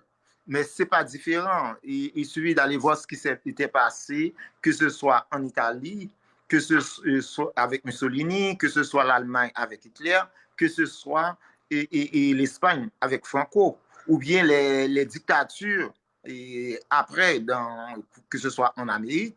Donc la question, c'est que pour faire face aux crises, il y a d'une part, on essaie d'occulter la crise, c'est-à-dire que la propagande, et pour occulter la crise, il faut fermer la bouche, il faut réduire l'espace contestataire, c'est-à-dire que surtout les chercheurs, mais également les autres organisations. Par exemple, aux États-Unis, on commence avec les universités, mais on va élargir la question, c'est-à-dire qu'on va réprimer les autres organisations, parce que la question, c'est que la crise perdure. Et quand la crise perdure, on est incapable de résoudre la crise, ça peut faire émerger d'autres mouvements. Parce que n'oubliez pas, en 1989, on parlait de la fin de l'histoire. Or maintenant, ce n'est pas la fin de l'histoire. On voit partout, les gens sont en lutte. Donc, et en lutte, et n'oubliez pas que la crise est complexe. Donc, il faut fermer la bouche surtout des intellectuels. Mais pas tous les intellectuels, parce qu'eux, ils ont le propre intellectuel. Ce sont des intellectuels qui sont ciblés, des universités qui sont ciblées. Donc, n'oubliez pas que, par exemple, il y a certaines universités américaines qui ont fait plusieurs manifestations sur la situation qui prévalait au Proche-Orient. Or, ce n'est pas des actions ponctuelles, parce qu'à l'université, lorsqu'il y a mobilisation, il y a des discussions, il y a des assemblées, il y a des délibérations. Et en ce sens, ce sont des gens qui sont très conscients. Et ces gens-là, ils sont très jeunes. Et n'oubliez pas, dans la plupart de ces universités, ce sont des universités qui formaient les élites. Et ça fait peur. Parce que c'est pas des universités qui accueillent des gens qui n'ont pas de moyens. C'est des universités qui accueillent le plus souvent des gens qui viennent des classes moyennes plus ou moins aisées, qui étaient en lutte. Et ça fait peur. Parce que pour assurer la domination, faudrait-il bien qu'on s'assure qu'on a la garantie que on va avoir des intellectuels, je dis entre guillemets bourgeois, qui allaient écrire et faire des actions, enseigner, publier dans le sens du système dominant. Or, maintenant, ce sont ces jeunes-là qui sont en lutte.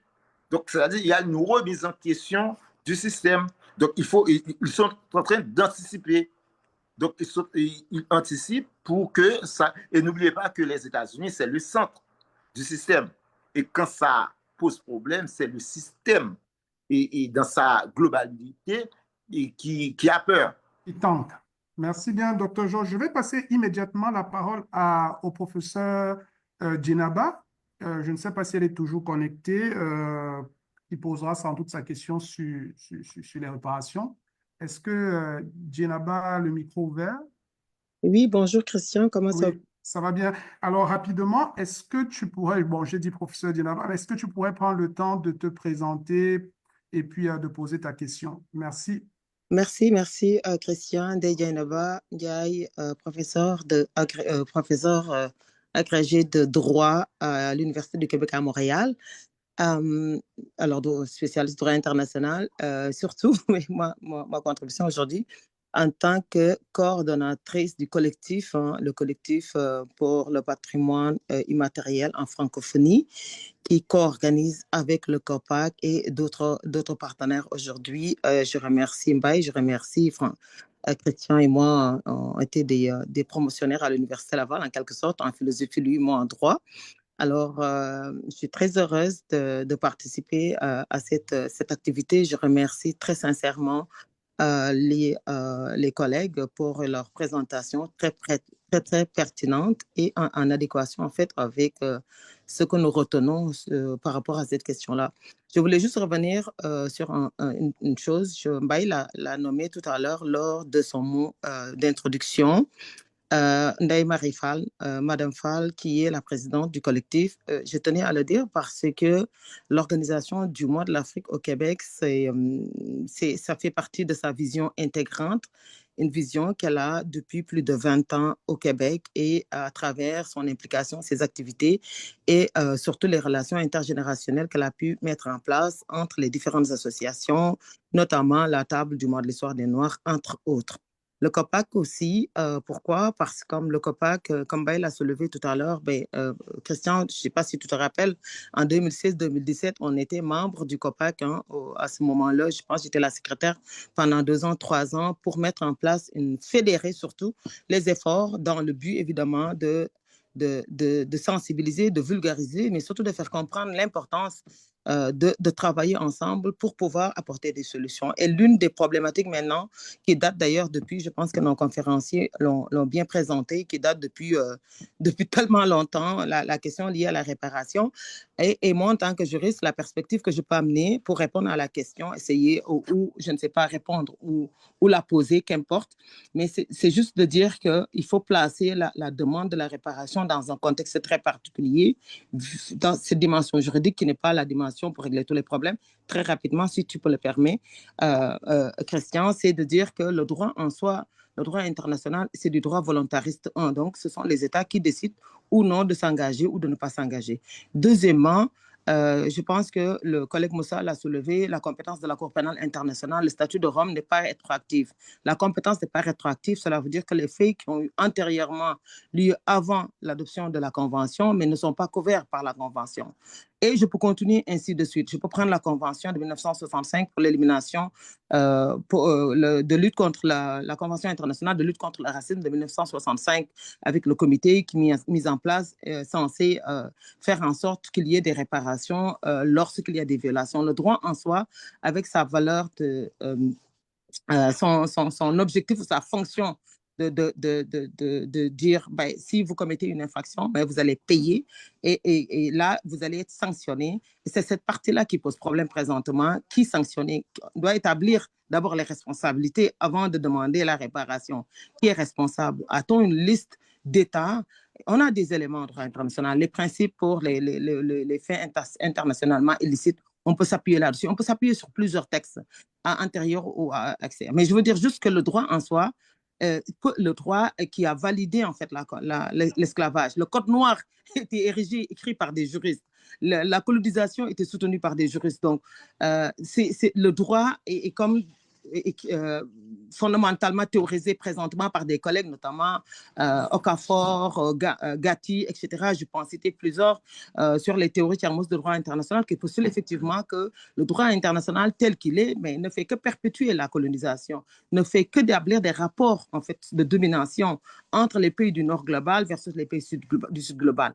La littérature, les chercheurs sont très au fait, que ce soit les chercheurs du Sud comme les chercheurs du Nord, que ces faits-là ont eu lieu. On a des éléments là, concrets, on a de la documentation par rapport à la période, c'est 400 ans, 450 ans d'esclavage. On a des éléments de preuve qui attestent effectivement que des crimes ont été commis, ça a été reconnu.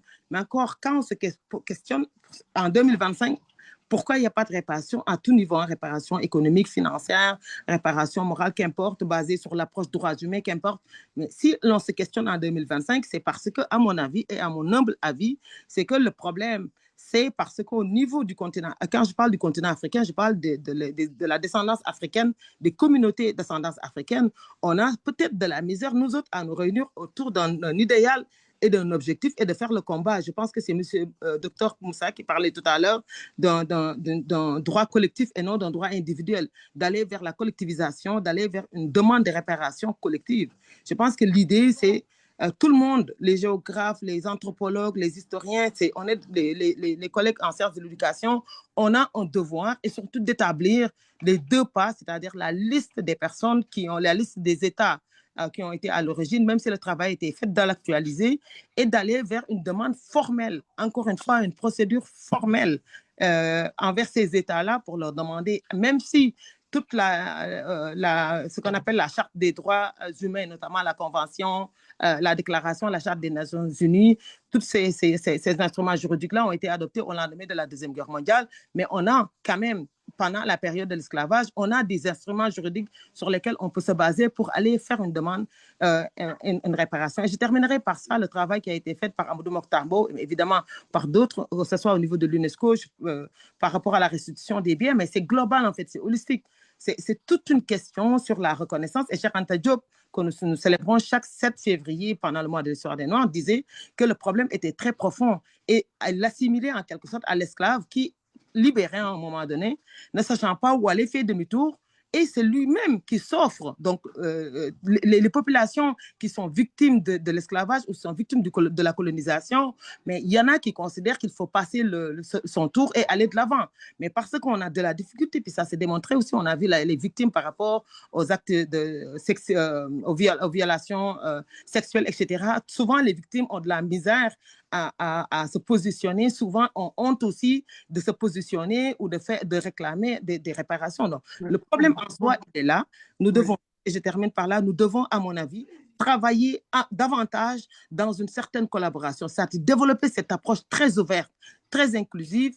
Et ça, je fais un clin d'œil à Mbaye. Dans la programmation, j'aurais bien aimé voir, même si je n'étais pas là, puis c'est de ma faute, je l'avoue, j'étais en déplacement dans le cadre de mon travail, qu'on ait quelque chose sur les rapports sociaux de genre. Parce que si tout le monde a subi l'esclavage, les femmes et les enfants, qui sont des personnes considérées comme, dans ce contexte-là, en situation de vulnérabilité, ont subi des violences extrêmement graves liées à l'esclavage et à la colonisation. Merci. Merci, professeur Dje.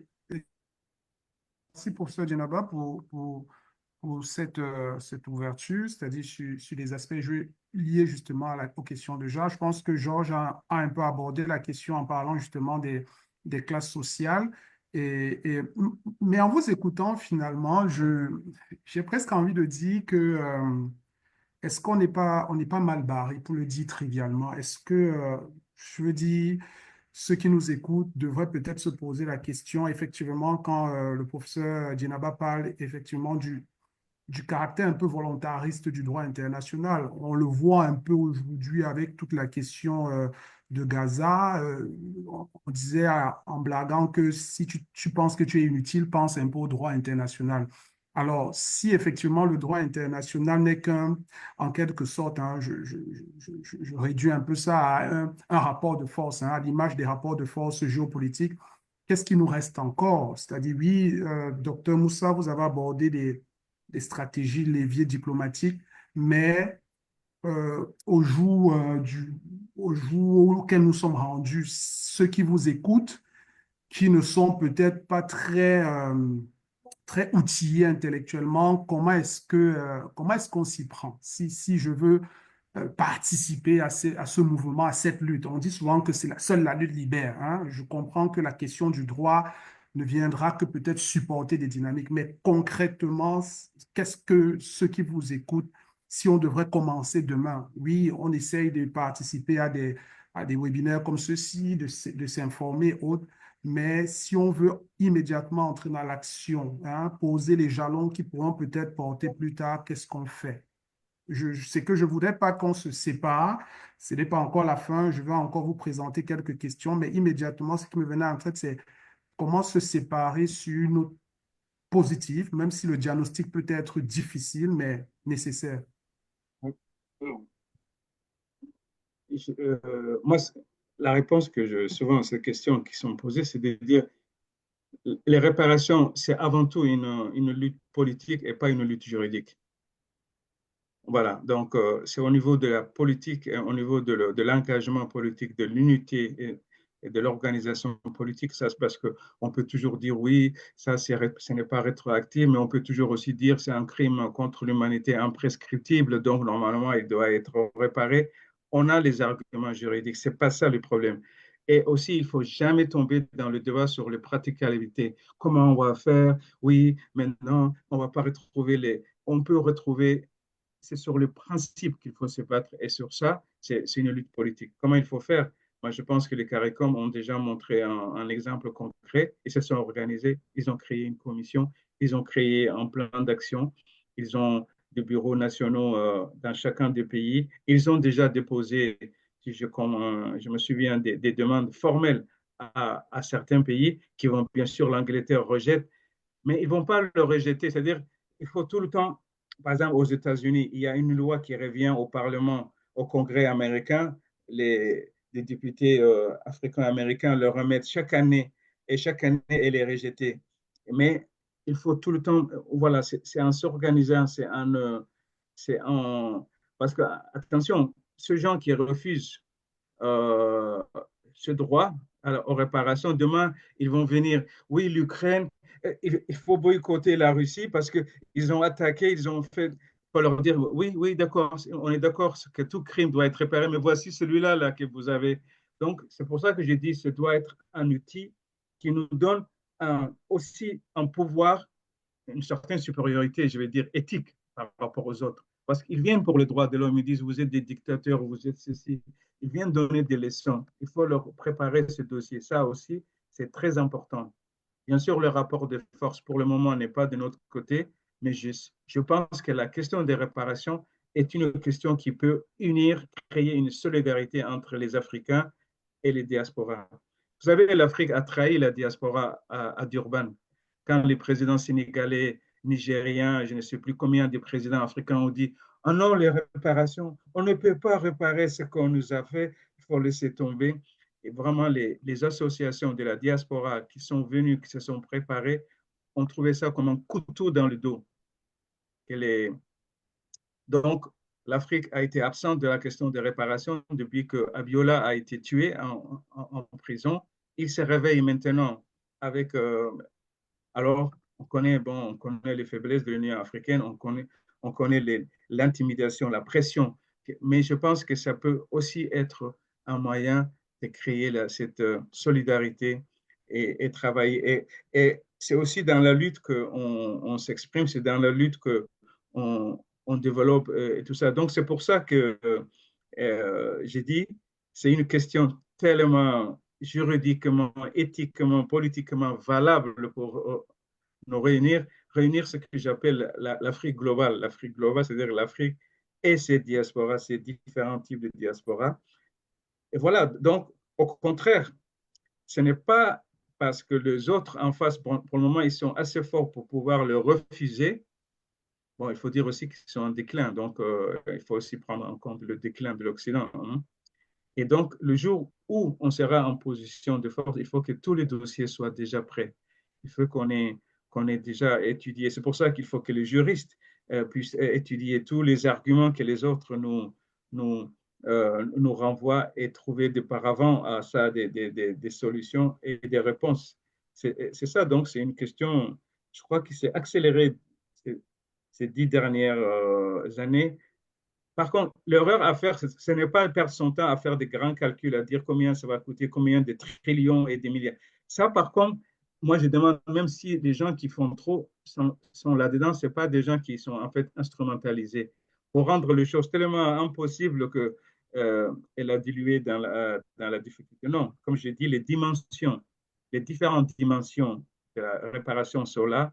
Déjà, faire des musées, changer les noms des rues, l'enseigner dans l'école. C'est déjà des choses qui sont à la portée et qui sont plus acceptables. Mais ça, c'est aussi des choses qui vont pousser à la légitimation de ça. Le fait qu'il y ait des programmes pour le healing, sur les traumatismes et tout ça qu'on parle. Le fait que dans l'éducation, on change les curricula et qu'on parle des contributions des personnes d'ascendance africaine à la construction du monde moderne, tout ça va aller dans le sens jusqu'au jour où on aura suffisamment de pouvoir pour poser les dossiers sur Mais, la table. docteur, je m'en voudrais de ne pas poser mes questions parce qu'il nous reste encore quelques minutes, les questions qu'on a reçues. Il y avait justement une question sur le changement des noms des rues, des historiens. Bon, la personne dit sur le changement des noms des rues, les historiens sont divisés. Changer le nom des rues, n'est-ce pas effacer la mémoire? Donc, ça, ce sera. Je pose les questions à l'appel et puis vous allez répondre rapidement. Et puis, le changement de mentalité est souvent nommé. Que peut-on faire pour se décoloniser et être décolonisé? Est-ce que ce ne serait pas une voie pour la réparation? Ça, c'est une question qui a été posée. Il y a une question qui revient aussi, je crois que c'est le docteur Ali Moussa qui a abordé la question du retour, sauf erreur de ma part. Et alors, la question, c'est, je pense que, attends, la question, c'est, oui, au retour, mais comment se préparer mentalement, physiquement et financièrement. Et la dernière question reçue, Rosie me corrigera s'il y a d'autres questions, mais réhabilitation des peuples autochtones et rapatriement des afro-descendants. Est-ce qu'aujourd'hui, il est possible de différencier ces communautés? Les afros sont-ils à leur place en Amérique? Bon, je pense que vous pouvez répondre, hein, que ce soit le docteur Georges ou Ali, mais toujours en gardant à l'esprit que, bon, on est dans un webinaire sur les réparations. Donc, la question de se décoloniser, coloniser en lien avec la réparation, est-ce que ce n'est pas une voie? La question, effectivement, des réparations en lien avec, par exemple, le changement, la décolonisation des rues. Hein? Je pense que ça a été Est-ce que finalement, c'est l'argument qui a été souvent mis de l'avant. Est-ce que finalement, en changeant les rues, on n'efface pas d'une certaine manière la mémoire? Bon, moi je dis souvent que je n'ai pas vu, pourtant j'ai normalement voyagé de rues qui portent le nom de Hitler, mais je veux dire, c'est pas pour autant qu'il est effacé de la mémoire, il est dans un quelque part. Donc, en tout cas, je vous donne la parole rapidement, docteur Georges d'abord peut-être, avant le docteur Ali. Docteur Georges? Je voudrais rebondir sur une question qui a été posée tout à l'heure sur la question de droit international. Et je la question, il faut inverser le rapport de force. Parce qu'à chaque moment, on se rend compte des limites du droit international. C'est-à-dire que... Votre caméra n'est pas ouverte, en tout cas. Okay, excusez-moi. OK. Et ça va maintenant? Oui. Oui. Allô? Ça va? Oui. OK. Oui, je veux dire que le droit international a montré, bon, de temps en temps, ses limites. Et la question, ce qui d'après moi, qui importe, c'est inverser le rapport de force. Inverser le rapport de force, ça passe par s'informer et informer, parce que informer, ça peut créer le déclic au niveau de nos populations, mais ce n'est pas seulement informer les afro-descendants, les Africains, mais c'est également informer la population, je dirais que ce soit des Français ou pas, parce que effectivement, dans les mouvements, il y a des solidarités, des organisations qui ne sont pas forcément de populations afro ou bien descendantes ou bien africaines. Mais il y a un autre élément qui me paraît important et qu'on avait souligné, c'est la question de collaboration. Me semble-t-il qu'il y a une hiérarchisation de la discipline ou bien des disciplines en ce qui a trait à la question de réparation. On a comme l'impression on met l'historien au cœur de la question. Et je comprends bien parce qu'on est au temps de la spécialisation. Et la spécialisation, c'est intéressant, mais c'est également une barrière pour comprendre un phénomène de toute sa complexité. Donc, moi, je pense que ça, je ne sais pas, mais ça pourrait être un élément je dirais un obstacle ou bien un obstacle au développement et le poids grandissant des citoyens dans la question de la réparation. Donc, et puis, un autre élément, c'est la coordination. Et ça a commencé, on se cadre avec CARICOM, mais ça, c'est au niveau étatique. Mais au niveau des groupes qui font partie de la société civile, ça doit avancer. Parce que les gouvernements ne sont pas forcément, et ça dépend de quel gouvernement dans telle période. Alors que quand ce sont des organisations progressistes, c'est quelque chose qui est atemporel. C'est-à-dire qu'on est ensemble parce qu'on croit dans des philosophies, on croit dans des idéologies, on avance ensemble. Ce n'est pas le cas de l'État. Et l'État peut marcher quand les organisations des sociétés civiles avancent et essaient d'inverser, je dirais, les rapports de force. En ce qui a trait au nom des rues, et la question, ce n'est pas d'abord changer les noms, c'est d'expliquer. Parce que quand les Européens sont arrivés, par exemple, dans les territoires américains, ils ont changé de nom. C'est-à-dire que mettre des noms, c'est à la fois affirmer et supprimer. Affirmer qu'on est là, qu'on contrôle le territoire, et le nom donné a rapport à la philosophie, à leur philosophie. Ce sont des repères. Donc, il faut discuter. Mais en même temps, on peut changer, mais lorsqu'on a fait la discussion, pourquoi? Quand ils sont arrivés, ils ont changé le nom des sites donnés par les autochtones. Ça, c'est une appropriation du territoire, c'est un marquage territorial, c'est une affirmation. Et en même temps, il y a une suppression de l'autre, du regard de l'autre, de la philosophie de l'autre. Et c'est le plus important. Puis après, on peut changer comme on veut, mais les gens savent quelle était l'importance du nom de rue. Par exemple, en Haïti, il y a des noms de rue qui rappellent étrangement des propriétaires qui ont éliminé, assassiné pas mal d'esclaves. Parce qu'avec le nom, c'est une manière de rendre éternelles les pratiques. C'est une manière de rendre éternelles les philosophies. Et ça, pour moi, c'est le plus important de discuter. Puis après, si on change, mais on est au courant, on est imbu pourquoi et qu'est-ce que cela signifie. Merci, Dr. Georges. Dr. Ali, ce sera très rapidement parce qu'effectivement, on est déjà arrivé au thème de la... Oui, Dr. Ali. Très rapidement, par rapport au changement de nom, je suis tout à fait d'accord avec Georges. Un nom qu'on donne, c'est une affirmation d'une politique. Donc, ce n'est pas pour des questions de mémoire qu'il faut garder. Je veux dire, les musées sont faits pour la mémoire et les archives. On peut très bien mettre ce nom-là dans les archives. Pourquoi l'imposer dans les espaces publics? Et donc, non, ça, ce n'est pas un argument qui tient la route. Je pense que si dans un pays, on est d'accord sur les droits de l'homme, on refuse de donner un nom à Hitler et à tous les grands dictateurs, je ne sais pas pourquoi on donnerait à des gens qui ont massacré des gens dont on connaît l'histoire de leur massacre. Donc, c'est un truc de bon sens. C'est-à-dire, si on veut vivre dans l'espace public, essayons de mettre les noms qui font un consensus. Mais pour ça, moi, je dis toujours, il faut que les Africains, on commence déjà nous-mêmes à balayer devant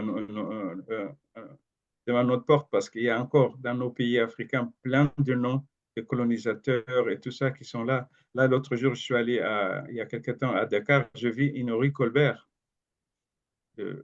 celui qui a fait le Code noir. Comment dans un pays africain aujourd'hui, dans le 21e siècle, on peut laisser un nom d'une rue au Sénégal portant le Colbert. Donc, il faut que ça commence déjà avant dans nos pays et qu'il y a tous ces rues, boulevard de Gaulle ou tout Brazzaville, enfin bref, il faut qu'on change. Il faut qu'on commence aussi déjà par nous et faire le lobbying ici aussi. C'est un argument, je pense que là, on a tous les arguments pour... si c'est pour l'histoire et la mémoire, les musées, les archives peuvent très bien. On peut, mais pas imposer à des citoyens cette mémoire douloureuse. Maintenant, pour parler de la décolonisation des mentalités, bien sûr, la décolonisation des mentalités n'est pas liée aux réparations. Elle est en soi un problème même de souveraineté et de survie pour l'Afrique. Il faut qu'on se décolonise nos universités, il faut qu'on décolonise nos manuels scolaires, il faut qu'on décolonise nos musées, il faut qu'on décolonise. C'est pas, pour moi, ça fait partie de la libération qui n'a pas été achevée. Ça fait partie des efforts pour recouvrir la souveraineté. Donc décoloniser, oui, mais bien sûr, c'est que des gens qui ont déjà l'esprit décolonisé et qui ont fait un travail qui peuvent aussi être forts pour demander les réparations et répondre aux arguments des autres. Parce qu'il ne faut pas qu'on oublie les autres, ils ont amété leurs chercheurs, leurs juristes, tous les instruments pour pouvoir contrer nos demandes de réparation. Donc, c'est une lutte qui est de longue haleine et qui exige tous ces différentes étapes. Voilà ce que je pourrais dire par Merci, rapport à ça. merci, merci beaucoup, docteur Ali. Merci, docteur Georges. Ben, écoutez, je pense que l'idée, c'était en réalité de susciter la réflexion, de poser de, quelques pistes pour notre public. Comme je vous l'ai dit en prélude à cette rencontre, le, la rencontre est enregistrée. L'idée, c'est que ça puisse circuler et que ça puisse porter du fruit, créer, susciter des questions, des réflexions, et puis éclairer, etc., etc. Et là, c'est vrai que le temps nous est imparti, le temps est limite. C'est une question aussi importante, aussi grave, mais j'ose croire qu'on aura l'occasion, ne serait-ce que lors de la rencontre avec Dr. Georges sur Haïti, de revenir sur un certain nombre d'éléments. Je vais donner rapidement la parole, mais peut-être qu'à vous, très rapidement, peut-être en un seul mot, si on devrait retenir un seul mot, je dis bien un seul mot, qu'est-ce que vous direz, docteur Ali et puis docteur Georges? Et puis, je donnerai immédiatement la parole à Ambaye pour le mot de la fin. Moi, je pense que les discussions comme ça sont très importantes. La question est tellement complexe qu'on n'en a pas fini, on n'est qu'au début. Mais je suis persuadé, comme je l'ai dit, que cette question est une question qui pourrait réellement réveiller la solidarité entre l'Afrique et ses diasporas pour qu'on puisse construire ensemble une position commune par rapport à ces questions de réparation avec les démarches et les stratégies différentes pour que chacun de nous, nous avions ça en tête dans nos mémoires, dans nos écrits, pour qu'à chaque fois que cette question est soulevée, que ce soit dans les débats, dans les forums publics, à la télévision, on ait les arguments déjà tout prêts. Je crois que c'est ce que nous devons faire et ce n'est c'est la lutte continue. C'est docteur Georges? Bon, je dirais que on se rend compte que la réparation, c'est un lieu de rencontre, un lieu pour tisser des liens, pour renforcer des liens entre les Afro-descendants, entre les Africains.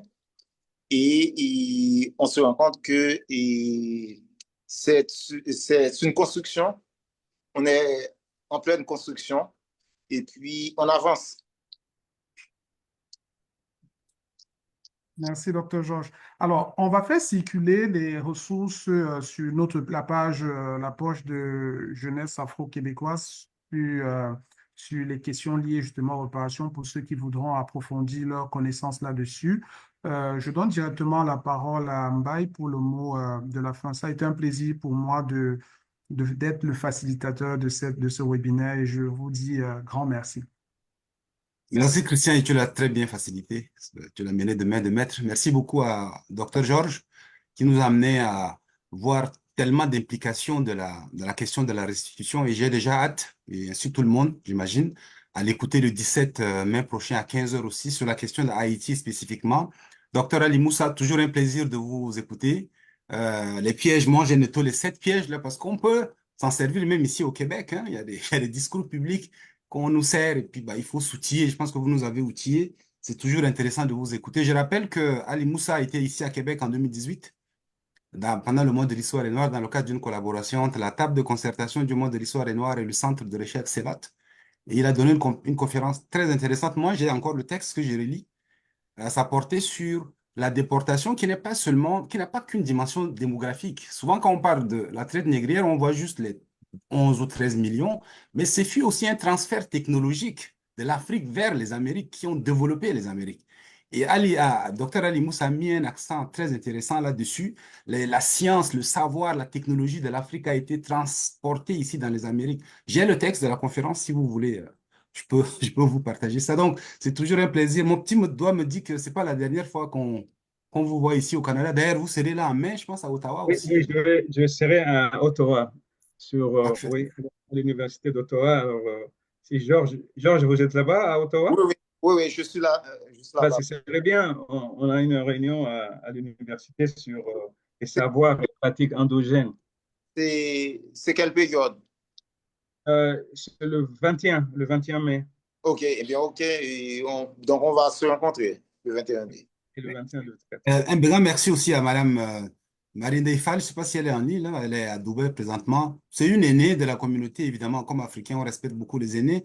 Mais Madame Fall, non seulement elle est une aînée, mais elle s'implique beaucoup dans la communauté ici. D'ailleurs, c'est grâce à elle que on a pu avoir le contact avec Moussa. Donc, je salue son initiative. Et comme dit Ndeynaba, ça fait 20 ans qu'elle plaide au niveau de l'Union africaine pour qu'on puisse consacrer le mois de l'histoire de l'Afrique et de sa diaspora.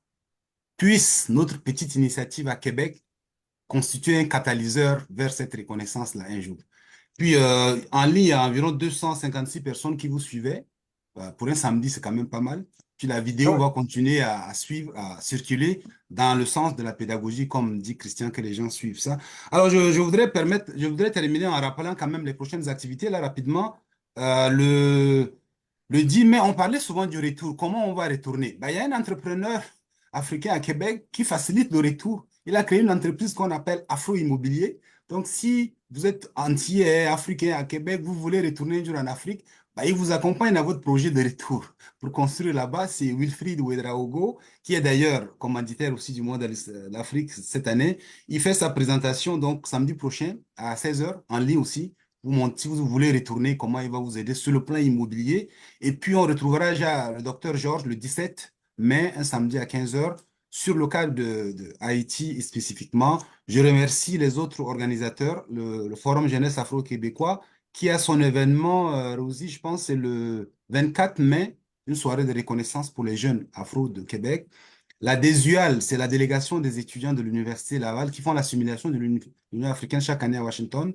Ils vont projeter le documentaire African Glory qui montre notamment que avant Christophe Colomb, il y aurait des indications historiques à l'effet que le roi Aboubakar II du Mali, l'Empire du Mali, était arrivé, du moins ici, dans les Amériques, et qu'il y a des traces même archéologiques qu'on retrouve aujourd'hui dans les Amériques. Donc, là, le documentaire porte là-dessus.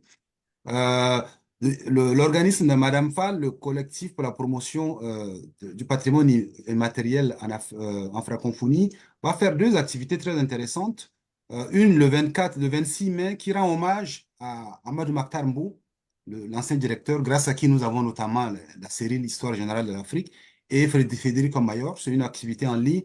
Et on va revenir le 22 mars, elle propose une activité sur les prédictions. En fait, elle est partie d'une prédiction faite il y a un siècle à l'effet que l'Inde, la Chine et l'Afrique vont émerger au XXIe siècle.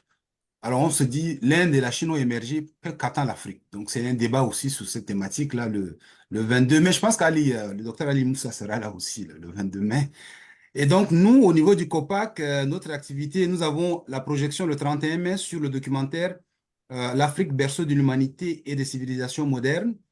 Une activité le 27 mai sur la présence africaine à Québec d'Olivier Lejeune à Charles Trim. Donc, c'est Webster qui va faire cette présentation.